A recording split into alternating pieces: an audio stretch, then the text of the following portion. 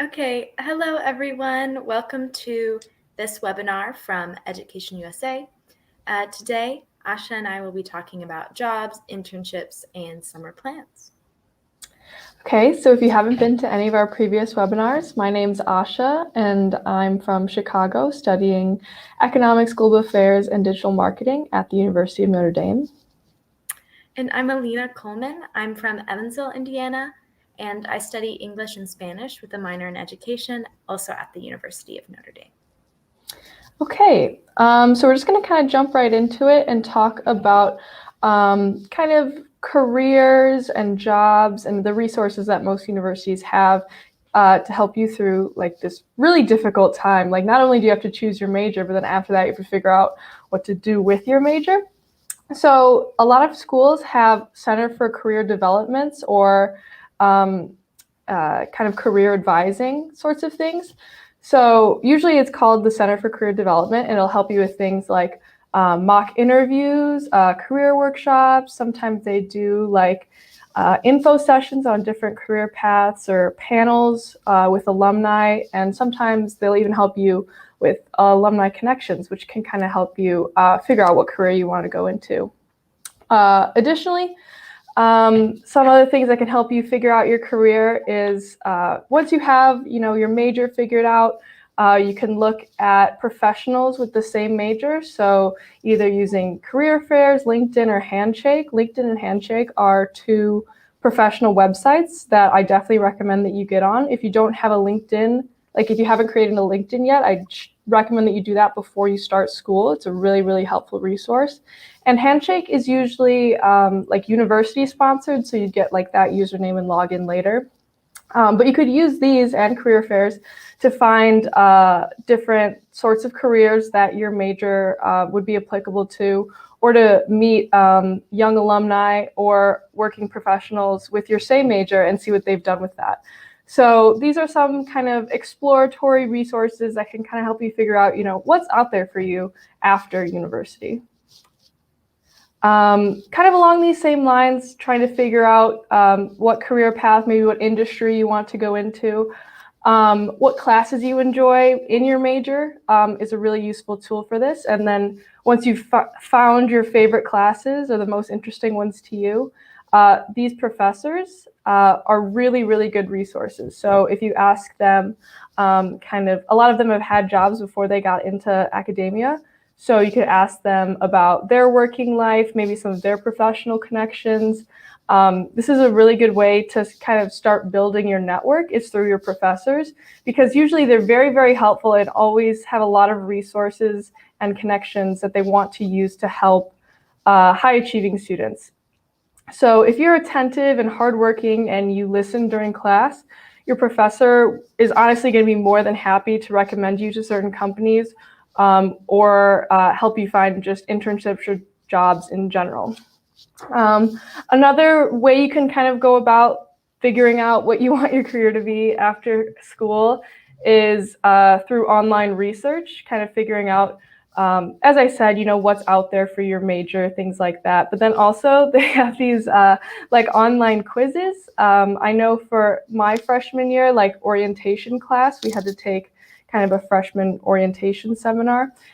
They had us do one of these career discernment quizzes, kind of given your skills and what you're interested in, what kind of careers would benefit you the most.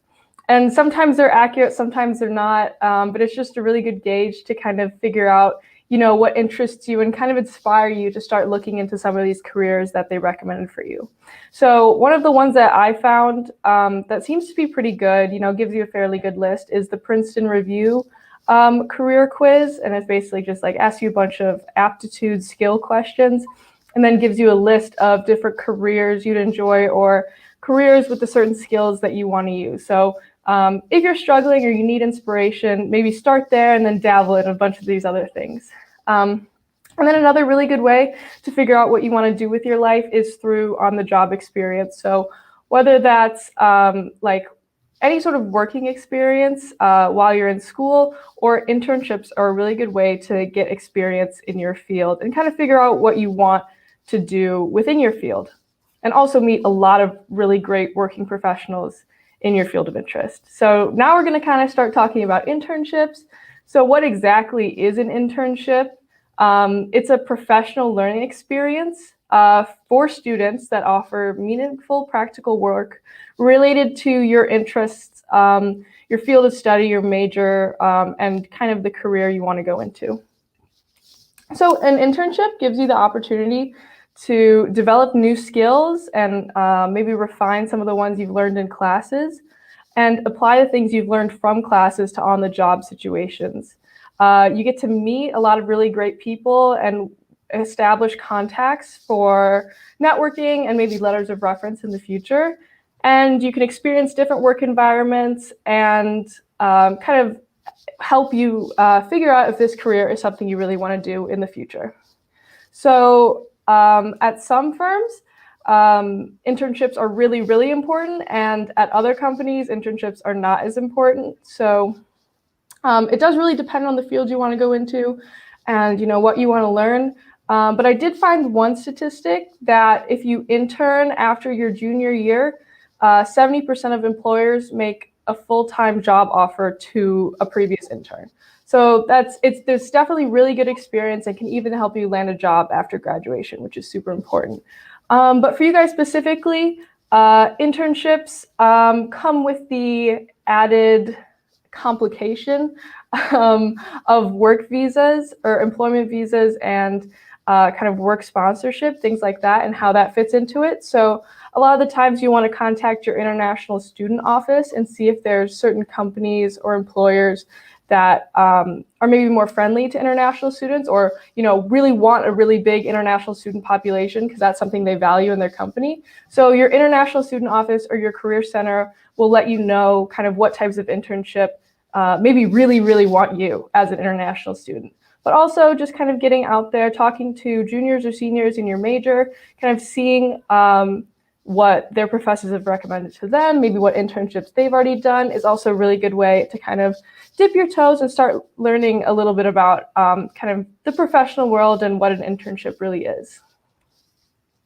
So this is general recruiting timelines for different industries. So like I said, the internship process and the actual internship really depends on what industry you want to go into. And some industries really, really value their interns, and some of them are more just kind of administrative and don't necessarily lead to a full-time offer. So if you want to work for the US government or Congress, it has one of the highest percentage of employees with previous internship experience, which is almost 90%.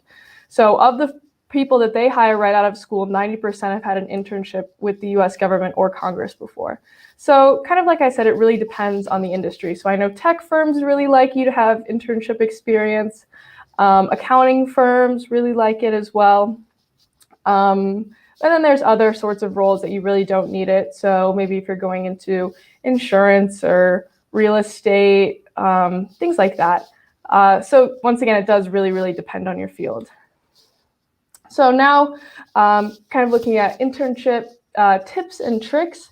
So how do I get an internship? That's kind of like using the resources I said before. So your career center, your international student center, and your network. So once you start meeting professionals, using LinkedIn, definitely using LinkedIn, and your professors, that'll all kind of compromise your network of people you can go to for career advice or career opportunities. That's kind of what your network is.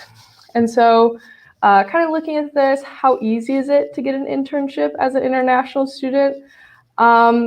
It honestly depends on the firm. Like I said, some it's really, really easy to get visa work authorizations for the summer, or maybe you don't need it with a specific type of visa that you have. So one, knowing the expectations of kind of the interview process and what specific companies are looking for.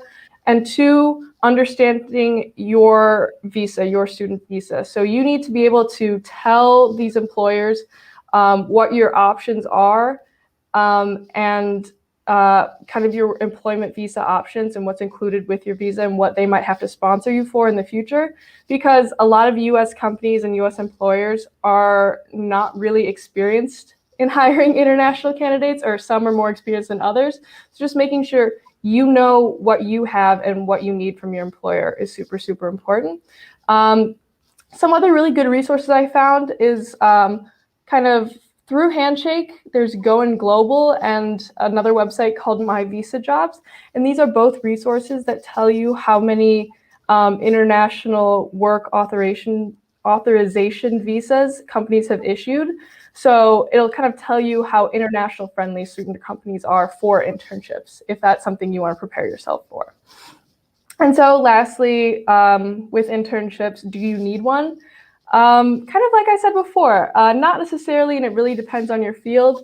If you do want at least one internship during your college experience, most people do it the summer before their senior year. Kind of that's the point where you've progressed enough in your major to be really, really valuable and help the company you're interning for. And that's kind of the time that companies are looking for students to kind of recruit for their next class. So their interns usually become the next hiring class for that certain company. So that's kind of the time frame that you would be looking at.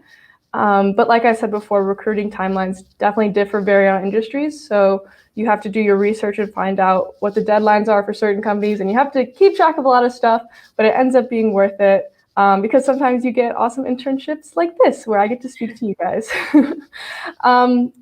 But just some statistics on internships. 60% of college students get an internship, and so that is, a majority, but it's not all. It's, if you don't get an internship, you'll be perfectly fine, but, most students do. And only 7% do 2 internships over the course of their college career. So kind of the goal is 1, but once again, you definitely don't need one, but just kind of look at the fields that you're interested in, the industries you're interested in, the companies you're interested in, and see how much internships affect their hiring policies. But you definitely don't need one, because if you don't get an internship, maybe the summer after your freshman year, sophomore year, or maybe you don't even want one after your junior year, you can do all sorts of fun other summer activities like Alina's going to talk about. Yes, thank you for that segue. I really appreciate it. So there are lots of things to do in the summer with your about 10 to 11 weeks of free time before the new semester starts, before the fall semester starts. That means that you can do some things that you really enjoy. So Asha was talking about internships and whether or not you need one, and how that fits into your career goals. But it's also great to look into things that you might not say, this fits my career perfectly. This is exactly what I want to do. Summer is a great opportunity to enrich yourself, to try new things, to do some things that you wouldn't have the time to do otherwise at any other point in your life. So one place to start is looking into volunteer service or service learning. A lot of universities have some sort of service learning program where you get some sort of class credit while doing service at a different location throughout the US. And these are really just as varied as you might think. So I have a friend this summer who is working as a sort of resident assistant at a community for disabled adults. There are students who work with advocacy groups, who work as advocates for immigration on the border. I had a friend who worked in translating legal documents for immigrants. And there are really all sorts of ways you can get involved in different communities across the United States. One great thing about this, though, is there is an opportunity to be paid in a way, to not be broke during your volunteer service. So again, as a volunteer, you're not getting paid for your work, you're volunteering your time. But universities understand that this can be a real hardship in trying that new thing and getting the experience of serving in a community that matters to you. So a lot of universities offer some sort of grant that's free money that you don't have to pay back, either for food, for housing, for personal expenses. And that's something really important to look into while you're discerning your volunteer options. The next kind of general summer activity is research. So there are lots of ways to do research. This could be a whole other talk on research at American undergraduate universities, but many students take the opportunity to delve into something they're interested in, something outside of the curriculum, to really learn about it and to really become sort of a miniature expert on it over the summer. One great opportunity for STEM and social science majors that is available across the United States are the National Science Foundation's Research Experience for Undergraduates programs. So that's the NSF REUs. That is the opportunity to get placed in a lab with a particular professor at a university across the US. So let's say you're a student at Notre Dame and you're interested in, I don't know, microbiology in alcohol fermentation. Those are just some words I put together. And you see that the University of Pittsburgh has that exact lab and you want to go there so bad. You can apply to be an undergraduate researcher at that university's lab. So that's kind of how that works. And that comes with a little bit of funding too, for housing, for food. Then of course there are on-campus opportunities. So let's say you work in a research lab during the school year. Oftentimes over the summer, those research labs will continue to take on undergraduates. And then let's say you want to do something that doesn't have to do with any particular university, any lab. If you're like me and you're a humanities major, you can also do your own independent research. So you can propose to go to an archive at a particular university and research 20th century modernism by female poets in Argentina or something. And you go to Vanderbilt University's library. They have a great archive of those materials, and you can get a university grant of any kind to do that. So universities, especially research universities, want to help their undergraduates get these experiences. And if that's something you're interested in, they will try to help you if you make a good case for yourself. Some other ideas briefly to talk about are to go international. So some students do research abroad. This is difficult, obviously, as an already international student, but there are ways to get the proper documentation to do this. And universities will often offer summer study abroad courses or grants to study an additional language abroad, especially critical languages that are understudied. And then some other things to think about would be workshops and special courses. Like if you want to take a creative writing workshop, that's always a good time to take that over the summer. Okay, moving on. That was a really broad tint. That's pretty much anything else you could do in the summer, but we'll move on to the next slide here. And then summer classes. So this is another major thing you can do over the summer. We talked about this a little bit in some previous webinars, but summer classes can be a really great fit for students who want to graduate early, who want to take a couple classes to graduate in 3 years instead of 4, who want to fit in an additional subject matter that you normally wouldn't get to study, or who want to retake some sort of class if they didn't do very well in the regular semester. So some tips for taking summer classes and some general knowledge about them. They are generally 6 to 8 weeks, so they're very compressed. Your regular semester is, I lost it. Is it 16 weeks, 13 weeks? It's longer than that. It's about twice that length. I think it's 15 for a semester, about. Typically. So that is obviously much shorter. And before you think about taking these courses, I really encourage you to talk to your advisor beforehand to see if the summer classes that are being offered at your university are a good fit, will actually help you graduate, because it could be really devastating if you took the class and put in all that work and it actually didn't help you. So do that beforehand.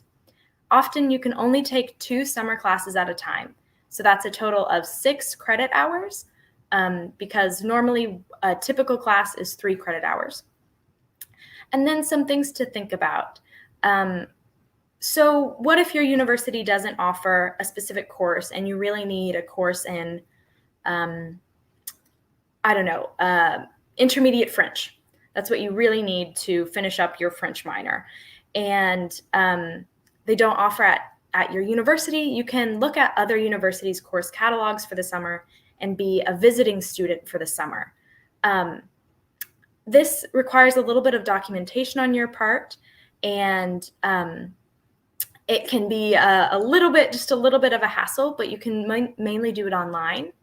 And when considering taking classes at other universities over the summer, other than your primary university, it's important, again, to talk to your advisor beforehand so that you can make sure that the transfer of courses will be approved ahead of time.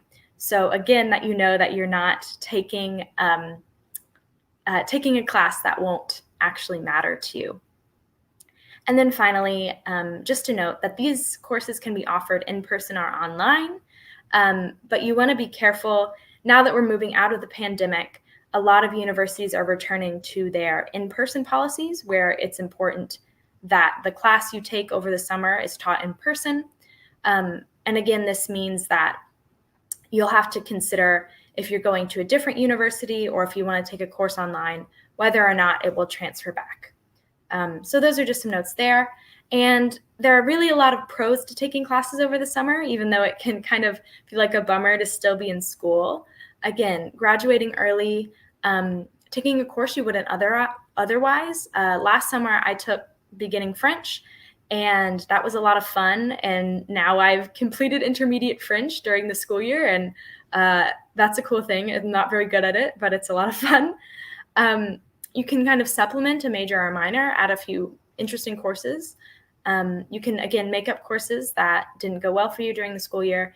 And then the other pro is that during the summer, you'll have more free time to focus on your class. Some cons I want to mention, again, summer classes might not be for everyone. There normally isn't financial aid for summer classes, which they're often cheaper, but not a lot, and that can be a problem. And they have a shorter time frame, obviously. So 6 to 8 weeks, that's a compressed time frame for a regular course, and the pace can be difficult. Okay, we'll move on to our last slide. And then finally, general jobs.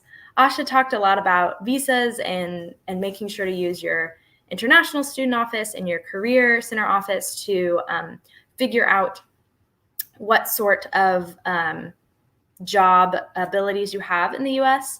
But in general, F1 visa students can work up to full-time over the summer on or off campus with authorization. So in general, these jobs will be open to you if you do the proper work authorization documentation. A few things just to note, the US minimum wage is $7.25 an hour. Some states have different minimum wages. I'm not quite sure what the conversion is in Chilean pesos, but that is not a lot of money to pay for your living expenses. So that is something to consider, to think about what sort of pay you need. On-campus summer jobs. Okay, this is a great category for people who want to stay at the university, want to keep the same housing that they've had at the university, want to stay in that area. There are still jobs available over the summer, even though the university students have left, right? The majority of students have left. You can continue to work in food service or get a job in food service. So in the dining halls or other campus restaurants. The library will continue to employ for reduced hours. Housing, so often universities will hold programs for high school students over the summer, and they'll ask for students to stay on as resident assistants for the summer and to help those high school students. That is a great way to get free housing for the summer and to get a little bit of money too. And then other services at the university, like their gyms, their recreational centers, will often still be open during the summer as well.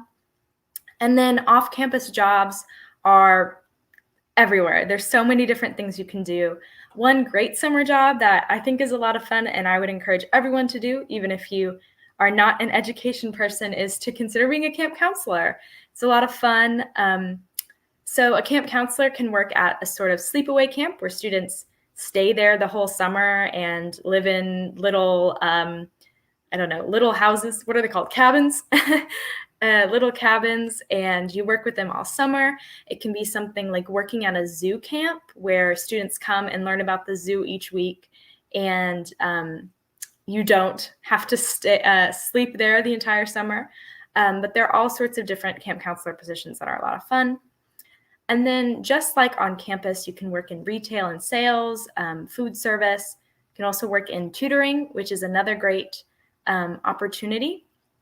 And then you can consider office jobs that aren't exactly internships. So working as a receptionist of some kind, maybe working as a social media manager, working in graphic design. Those are all offered as well, where the distinction between job and internship can get kind of weird, but often jobs are definitely paid. Internships might not be, and that's kind of the distinction there.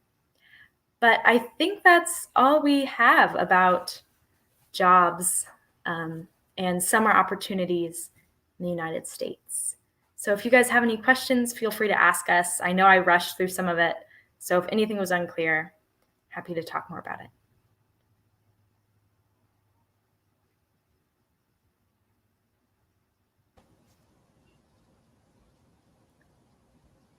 Yes, could we maybe post a list with reference links?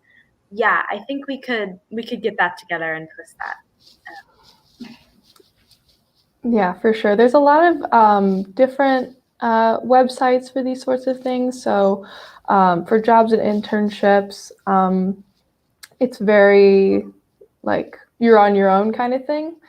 So, like even with college career centers and stuff, usually you have to like go talk to them before they give you like connections. It's all about connections. It's all about the people you meet kind of with jobs and internships. But for summer opportunities, we can definitely get you a very long list of different opportunities across the United States. Or links to ways you can search for internships, I guess. Usually a lot of people use LinkedIn and filter it out like that. That's definitely my number one recommendation. If you get anything from this webinar, is start your LinkedIn. It's so much easier to add to it once you've already made it versus trying to create it after you've like already taken classes or already done certain projects. So definitely make one before you go to school. I'll admit that I have a LinkedIn, but I never use it. It's all right. Do we know if at Notre Dame, for example, international students can stay on campus during the summer if they don't work? That is a really good question. My initial reaction is that often universities don't offer on-campus housing for students who aren't working there in general, and that normally on-campus housing isn't open for other students besides workers, but that's something I would have to look into more. Asha, do you have any insight onto that? I think it's pretty much what you said. Most of the time you do have to be working in some sort of capacity because a lot of the times universities do, or you can be taking a class. They'll let you stay on campus if you're taking a class, obviously. But usually you do have to be working there or taking a class because a lot of universities do like summer programs or like summer sessions for high school students where like high school students get to experience dorm life. So sometimes the dorms will be like used by high school students or other, I don't know, usually they're either in use or you have to be taking a class or working on campus. But a lot of the times for like, if you have a fall break or a spring break, they'll let international students stay on campus because, they know you can't go home for just a week. So fall and spring break, definitely you don't have to be working, but summer break, most likely, yes. Yeah. It is pretty long, Thank you. We will get the list out soon. Yeah, also like drop in the chat if there's any specific kind of opportunities you want links for. So if you really want to be a summer camp counselor, like tell us and then we'll find you the links for it. Or if you really want to, I don't know, like work in Florida. I don't know if that's somewhere you really want to be. We can find opportunities in Florida, but just like definitely let us know and we'll find exactly what you need. Can you do an internship outside of the US? Yes, great question. You can. So, for example, although we are virtually interning this year, we are technically outside of the US, right? We are interning internationally.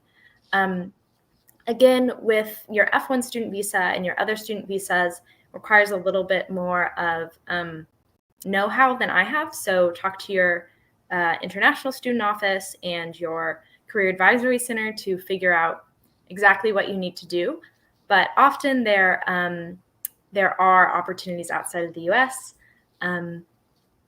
Yeah, and it can be a little bit different since summer is like a North American, right? It might not line up exactly with the right breaks, but there are opportunities anywhere you could want to go. Yeah, and another really good office to talk to if you want to do research or an internship, or maybe you want to take summer classes abroad. That would be super cool. You should talk to your study abroad office because they will have the exact right people for you to contact, maybe recommendations for certain offices or companies that you could work at. So if you're thinking outside of the US, definitely talk to your study abroad office, and then they would help you totally with the application process, the visas, kind of anything you might need. So those are two really good resources. Yes, and I just want to add very quickly, don't be afraid to reach out to these study abroad, international student affairs, career center office, the people you see on the website. They love to hear from you. That's their whole job, is working with students. And, especially if you do a little research, like you say, hey, I looked this up online. I found this internship in, South Africa. That sounds really interesting. Can I do this? Or is this real? And they'll help you figure it out, and they'll help you every step of the way. So, yeah, I totally agree. Like, if their contact information is on the website, more than likely, most of their job is just waiting for students to email them and then solving students' problems as they come up. So definitely don't be afraid to contact these people. okay, well, we'll leave a little second to see if anyone else comes up with a question. A short webinar today. We didn't have a lot to say, but Asha, can you think of anything else you want to say? Yeah, I think for a lot of these activities, jobs, internships, summer activities, it is a fair amount of work. Like, it definitely doesn't come easy. You're going to have to put in a lot of research to find out, what fits best for you. And there's a lot of people to help you with this research, but, it does require a fair amount of work to figure out what opportunities are right for you or what opportunities are even out there. So definitely don't shy away if it seems like a lot of information all at once. You'll figure it out and you'll find the perfect opportunity for you, I'm sure. Yeah, and sometimes I would really recommend, as a last tip, is give something a try that you're unsure about. I think that sometimes things that you didn't think were going to be great that you just did kind of as a last minute thing. I had an internship last year with a local nonprofit that I didn't know about. And I didn't know what it was going to be like. And it was a lot of fun. And I had a really good time and I learned a lot. So do those things that, might push your comfort zone, might be a little bit different than what you're used to. And yeah, and don't be afraid to have a little bit of fun over the summer too. Yeah, that was really great. I totally agree. Okay, so this is kind of a little promo for our next webinar, which will be this Thursday, again at 6:30, where we're going to be talking about different sorts of university resources, some we've already touched on, purchasing books and different things like that for your classes. and extracurriculars, which is going to be possibly the best part, I think, of all of our webinars. So please come to that one. We've been waiting for it. Okay. We'll see you all then. Thank you for tuning in. Okay. Yes, thank you. Bye.